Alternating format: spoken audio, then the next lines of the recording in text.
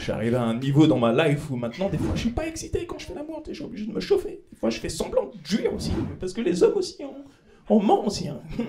On vous dit les femmes, mais on ment des fois. On fait des cris comme ça, hey, y a rien qui est sorti. Y a rien qui est sorti. Hey. Fais voir, non, et tu craches. Y a rien qui est sorti. Oui, real life. Pas que vous, il y a nous aussi. Parce que des fois, il y a des meufs, elles te mettent de la pression, elles sont là. Une fois, j'étais en train de faire l'amour avec une meuf, elle me dit viens, on joue en même temps. Comment ça, on joue en même temps? T'as cru qu'on était une équipe? Fais, joue de ton côté, joue bien. Elle mettait la pression, t'es où? Je sais pas où je suis encore. J'arrive, t'es où? J'ai dit, je suis encore loin. Waze, il m'a dit, j'arrive dans 20 minutes là. Pas la pression comme ça. Pour la première fois de ma vie aussi, je suis en couple. Première fois. Je me dégoûte. Et je suis devenu un canard. Sur Snapchat, il y a marqué en train d'écrire. Je suis déjà en train de répondre. En plus, moi, j'ai su que ça allait être la bonne. Premier jour, je fais un date avec elle. Je vais pour l'embrasser, je suis un peu timide. Je fais quoi? Double contact, passement de jambes, petit bisou sur le front. Mignon. Le soir, j'envoie un message, je dis c'était pas trop mignon. Elle m'a dit tu m'as pris pour Barthez, enculé. Genre, je l'aime. Mais vous savez, devant mes collègues, j'ose pas dire encore que je l'aime. Même une phrase simple, j'ai fait l'amour. On dit plus ça, les hommes, c'est triste. Le mot amour, il est beau. Mais nous, on préfère dire des termes vulgaires pour décrire l'acte. C'est devant nos potes, on va jamais dire j'ai fait l'amour, on amplifie. On dit elle, je l'ai massacrée, je l'ai zigouillée, je l'ai détruite. Alors qu'on est là, on fait des petites papouilles. Tiens, c'est un plaid, maison du monde. C'est quoi ta routine skincare? Je l'ai mal dit. Je m'en bats les couilles. Ah, rien à foutre. Je suis pas très bon moi pour les premières rencontres. Tu sais, au début là, quand tu dois être genre intéressant mais safe. Tu sais, comme les premiers encarts là que tu dois mentir en vrai. Tu sais, sortir des phrases de fou là. Ouais, je suis fan de géopolitique et de relations internationales. Sale menteur. Tu croyais qu'Azerbaïdjan c'était un DJ? Arrête. C'est dommage ce truc. Hein. T'imagines, tu pouvais dire la vérité partout où tu vas. T'arrives à une soirée, t'as jamais vu personne, direct, carte sur table, genre moi, je m'appelle Jean-Claude. Ce que j'aime, c'est qu'on me mette du beurre de cacahuète sur le gros orteil. Qu'on me le lèche dans le sens des aiguilles d'une montre. C'est bizarre.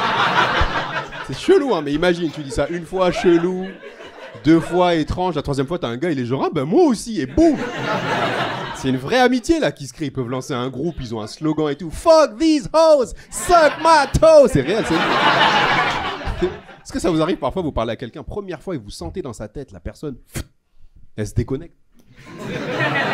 C'est comme si son cerveau, il avait dit, laisse tomber, ça va m'énerver. Ah, ça me le fait tout le temps et j'en veux pas aux gens à qui ça le fait, je fais pareil. Et dans ces cas-là, j'aimerais trop avoir le cran de faire un truc de fou. Tu sais, je parle à la personne, je raconte l'histoire de ma vie, je sens que dans sa tête, elle a commencé à faire sa liste de courses. Et juste pour la ramener avec moi, je fais un truc bizarre, genre... Et je lâche une phrase de zinzin, genre une fois j'ai vu ma grand-mère prendre sa douche et... J'ai pas détesté. C'est juste pour la choquer un peu. Je le fais pas, mais... Il y a quelques temps, je me suis fait aborder par une personne beaucoup plus âgée que moi. Alors comment je savais qu'elle était plus âgée? Parce que dans le bar pour danser, elle faisait cette chorégraphie là. Elle était pas de crier je suis on fire. Tu sens qu'elle est sur terre depuis longtemps, quoi, tu vois ce que je veux dire? Et donc je suis dans le bar avec cette personne, elle est à l'opposé de moi et je vois elle me fait des regards un peu insistants comme ça. Sauf que moi au début je capte pas trop bien les signaux, quoi. Vu son âge, je me dis la personne est en danger, quoi. Elle s'approche vers moi, vous prenez que c'est vrai, elle s'approche, elle me regarde, elle me fait oh. Moi j'étais là et elle oh. J'ai l'impression que c'était une pub pour le Lysopaïne.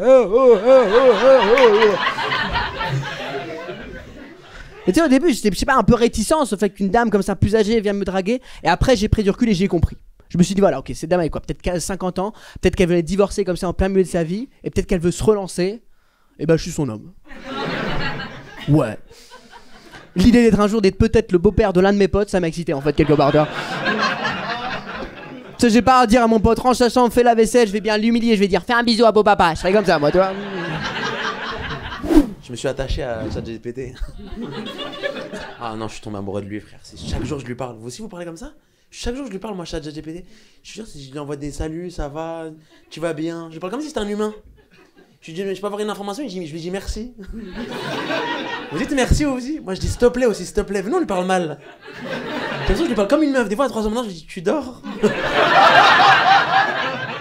Il me dit, oui, laisse-moi tranquille. Alors là, je parle avec 2 personnes, là. Je te jure, moi, tous les jours, je lui parle. Une fois, je me rappelle, 2 jours, je lui ai pas parlé. Et je crois qu'il me boude. Je suis revenu lui parler, il m'a dit, arrête de me parler, parle-moi plus, là. Va reparler à Google, Siri, là.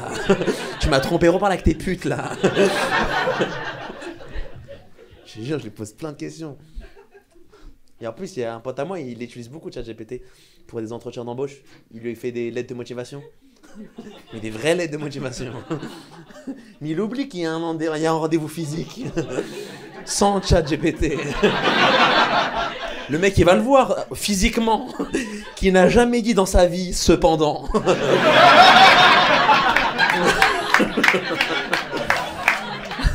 Néanmoins. Vice versa. A contrario. Si je veux une femme jalouse, mais moi le problème c'est que je suis pas jaloux du tout. Mais à un degré, c'est incroyable.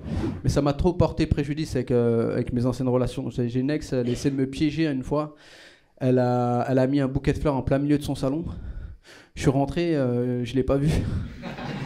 Elle m'a dit donc toi, ça te dérange pas qu'il y ait un mec qui m'offre des fleurs? Parce qu'elle parlait comme une bouffonne. Et ça te dérange pas, il y a un mec qui m'offre des fleurs? Je dis bah déjà c'est gentil de sa part. Et moi ça m'a fait économiser 25 balles, hein, faut pas l'oublier, hein, ça fait plaisir. Non, je te jure. Je sais pas, mais moi je comprends pas le concept de la jalousie. Parce que pour moi je trouve que ça sert à rien. Parce que si quelqu'un a envie de tromper l'autre, il le fait. On est d'accord ou pas? Ouais, voilà, on est d'accord. Mais moi, j'ai pas compris pourquoi les meufs sont plus jalouses en général que les mecs. Parce que pour un mec, c'est beaucoup plus difficile de tromper. Je vous jure, un mec, il doit aborder, il doit prendre un numéro, envoyer des textos, pas se faire attraper. Alors qu'une meuf, elle se met juste dans la rue, elle fait juste ça. Il y a 20 pigeons qui débarquent. Sur la vie de ma mère, il y a 20 pigeons qui débarquent. Et je vais m'arrêter là-dessus. Je m'appelle Elias. Merci. Il faut que je vous raconte ma toute dernière expérience sur un site de rencontre. Ok. Alors comme je vous ai dit, je vais avoir 40 ans, je n'ai plus les codes. Et j'ai matché avec un papa solo comme moi, qui a à peu près mon âge, 2 enfants. Il a tout pour me plaire, il est beau gosse, tout va bien. Il vient d'Annecy. Et c'est joli Annecy, on est d'accord, vous connaissez un petit peu, hein? Et donc, on sait qu'on se plaît, mais on se le dit pas trop. Voilà, c'est très cordial. Et il commence à m'envoyer plein de photos du lac, de la montagne. C'est beau, hein, mais je m'en bats les couilles. Parce que le mystère, c'est bien 5 minutes, mais à un moment, tu vois bien. Bon, et moi, je lui dis, en vrai, envoie-moi une photo de ta bouille. C'est ce que je croyais avoir envoyé. Et là, il m'écrit, t'es grave bizarre. Moi, je lui dis, bah non, pourquoi? Il me dit, écoute, tu me prends au dépourvu, je suis pas rasée. Donc là, je lui dis, écoute, bah mets un filtre. Et là, il me dit, non, vraiment, je te jure, on m'a jamais demandé ça. Je fais, écoute, tout le monde le fait, ok? Et encore plus à distance. Il me dit, je te jure, meuf, vraiment, personne ne m'a jamais demandé ça. Et moi, je me suis dit, bon, bah, je lui dis, écoute, en vrai, si t'es timide, je t'envoie une photo de la mienne. Et bah, il m'a bloqué. Voilà. Ça, c'est l'histoire de ma vie. Je ne peux pas l'inventer. Les villages du bled, pardon, ils font un peu penser aux villages de France, toi. Ils font un peu penser aux campagnes de France. Il y a beaucoup de ressemblances, je trouve. Toi, tu arrives dans le village, il n'y a pas de réseau. Des fois, il y a des coupures d'électricité. On a un oncle raciste. En France, il n'aime pas les Noirs, les Arabes, les Turcs, les Chinois. En Afrique, il n'aime pas les Blancs, les Arabes, les Turcs, les Chinois. C'est le même oncle. Il y a toujours un mec au milieu du village qui parle le patois, tu comprends rien à ce qu'il te dit. On dirait Didier dans L'amour est dans le pré. Vous vous rappelez de lui? Karine Le Marchand à côté est en PLS. Mais quoi? Je comprends rien à ce que tu dis, Didier. Il était sous-titré. Alors qu'il parle français, le pauvre. Je suis sûr que même le mec qui fait les sous-titres, il devait pas comprendre. Il était là. Écoutez, Karine, je passe une excellente journée.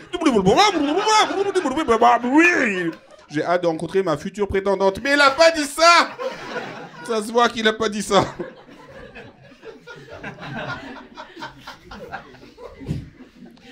Il pourrait pas y avoir l'amour est dans le pré dans nos villages au bled. Parce qu'il n'y a pas de pré. Il pourrait y avoir l'amour est dans la brousse, mais ça fait moins rêver, tu vois. Bakary, agriculteur, il a pas de tracteur, juste une machette, tu vois. Ça fait 6 mois qu'il a ramassé parce qu'il habite dans le désert. Au début de l'émission, il part en date avec 3 femmes. À la fin de l'émission, il se marie avec les 3. Parce qu'il a le droit. Il y a ma copine, elle m'a largué et tout. Je viens de vivre une rupture là il y a quelques semaines. Ah, dur. Et j'ai l'impression que les ruptures de maintenant, de 2025, c'est pas les ruptures d'avant. Je sais pas comment l'expliquer. Genre, je me suis retrouvé à 1h du matin à demander à ChatGPT pourquoi elle m'a largué. Est-ce que je dois lui envoyer un message? Est-ce que tu penses qu'elle m'aime toujours? ChatGPT m'a répondu frère, un peu de dignité. Les Arabes, ils ont changé. C'est pour ça les Blancs, ils ont plus peur de vous à la bagarre.